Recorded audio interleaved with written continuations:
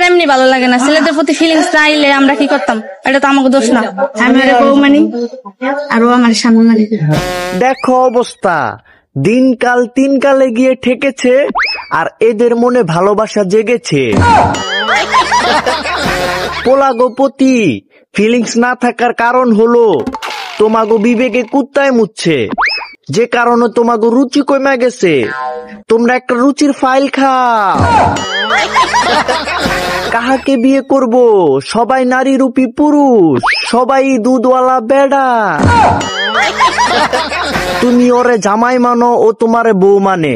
ওকে ডান, বিয়া হইয়া গেছে। তুমি তোমার জামাইরে বাসর রাতে একটা কাঠের জিনিস গিফট কইরো, নাভির নিচে বাইন্দা রাখবনি।